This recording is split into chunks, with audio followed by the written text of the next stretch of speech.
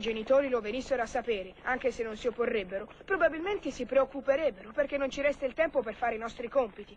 E poi Robetti e sua madre sono così contenti. Non è certo colpa di Robetti se non ho potuto fare il mio compito, capite? Enrico, sei un ragazzo in gamba.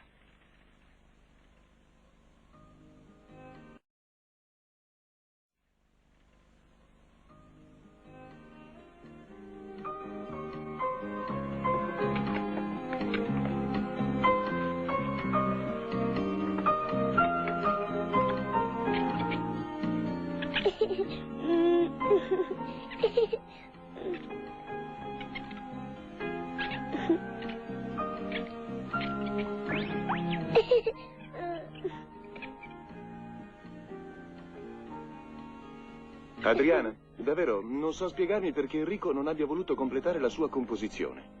Caro, ti ho già riferito che è rientrato a casa molto tardi ieri sera e non è la prima volta che succede negli ultimi tempi. Di conseguenza non ha avuto tempo per finire i compiti. Già, forse sarà meglio che io gli parli molto chiaramente. Certo.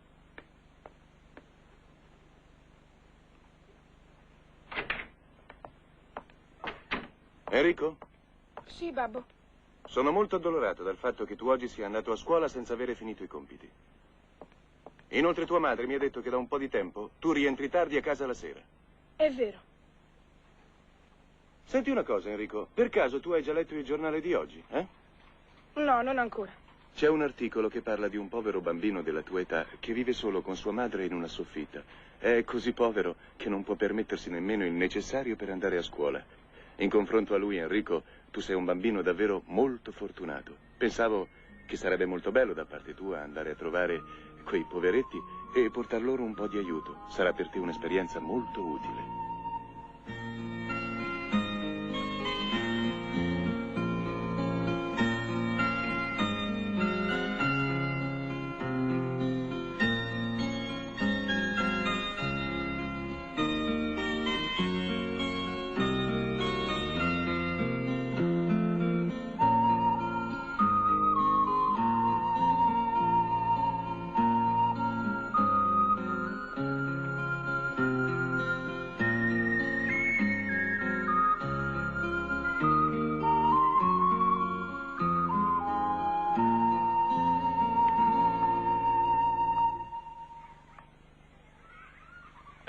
Poveretti, avrei tanto voluto fare qualcosa per quei due, cara signora. Ma che vuole, anch'io sono molto povero. È per questo che ho scritto alla redazione del giornale per chiedere aiuto a qualche persona generosa. Noi abbiamo letto la sua lettera e siamo venuti a offrire un po' d'aiuto, quel poco che possiamo. Quella povera donna e suo figlio saranno certamente felici. Vivono quassù nella soffitta del palazzo.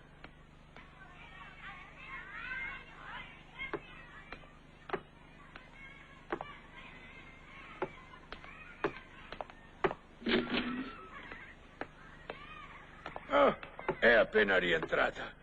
Ci sono dei benefattori che vogliono vederla. Cosa? Qualcuno vuole vedere me?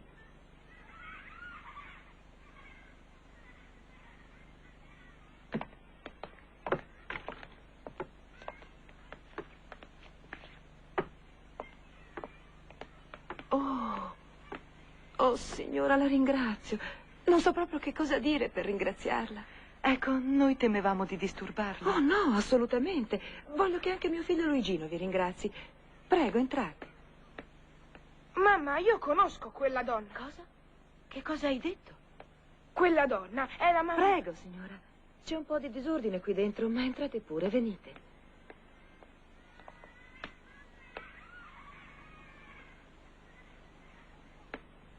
Mamma, è Crossi. È la casa di Crossi, il mio compagno di classe. Oh. Enrico, tu resta qui. Quel ragazzo si vergognerà se vede che sua madre accetta qualcosa da te. Non dobbiamo ferirlo. Enrico! Enrico, tu qui? Ciao, Crossi. Che piacere vederti. Oh. Luigino, tu conosci già questo ragazzo? Certo, mamma. Ti ho parlato spesso di Enrico. Ma, Enrico, come hai fatto a sapere dove abitiamo? Senti, mamma, posso andare a giocare con Luigino? Sì, certo che puoi, caro. Vieni, su, vieni, andiamo. Sì, Dai, a chi arriva primo?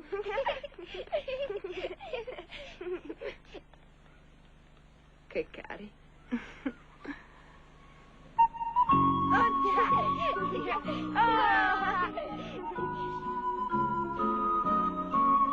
Opla!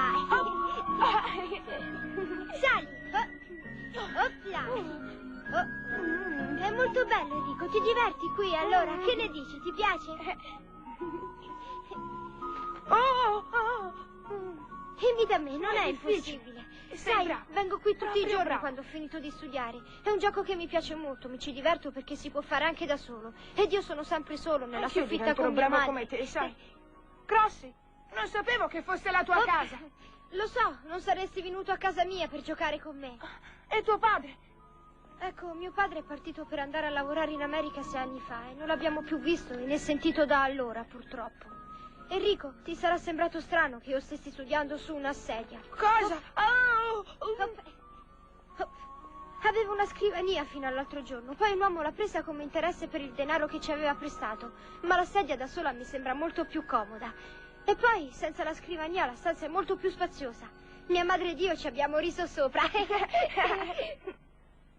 Il mio bambino sorrideva, ma penso lo facesse soprattutto per non farmi intristire. Sicuramente rimpiangerà molto la sua scrivania. Cara signora, mi auguro che suo marito torni presto per provvedere a lei e a vostro figlio. Lo spero anch'io, ma sono anni che non ricevo più sue notizie. Cosa? Poverino.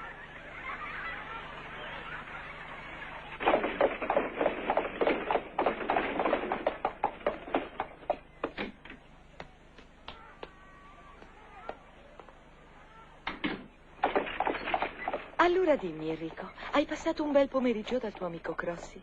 Bellissimo, e ho deciso di tornare spesso da lui. Sono certo che Crossi ed io diventeremo grandi amici. Sai, è un ragazzo davvero in gamba. Credo che potrò imparare molte cose frequentandolo. Bene.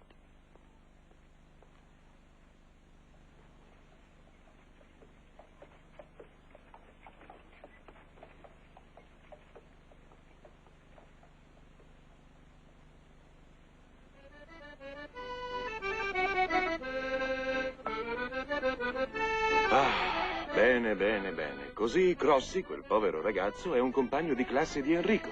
Già, Enrico era imbarazzato quando l'ha riconosciuto, ma ha deciso di andarlo a trovare spesso e anche di diventare suo amico. Sono contento, è una bellissima decisione.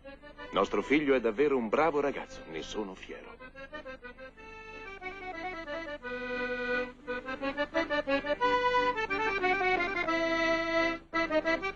Questa amicizia gli insegnerà molte cose.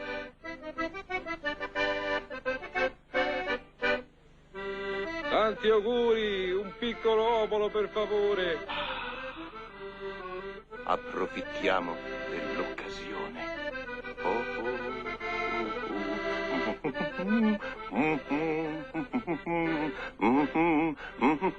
Signora, permette questo ballo?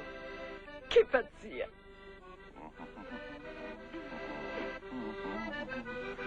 Cara, quanto tempo è passato dal nostro ultimo ballo? Quasi non lo ricordo.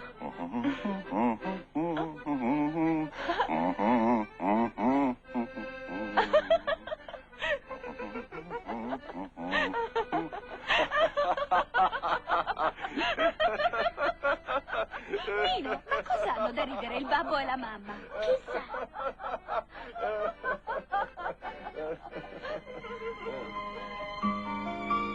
Questa sera, nella quiete della mia casa, ho pensato alla mia felicità e a Crossi, il povero Crossi e la sua mamma in quella soffitta. Ero diventato amico di un altro ragazzo meraviglioso. E ho pensato anche a Robetti, al caro Robetti, immaginando il giorno in cui, tra la gioia di tutti, ritornerà finalmente a scuola. Finalmente il nostro compagno Robetti è tornato fra noi, evviva!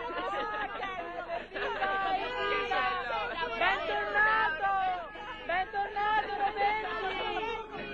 Ah, che bello! Bentornato! Bentornato!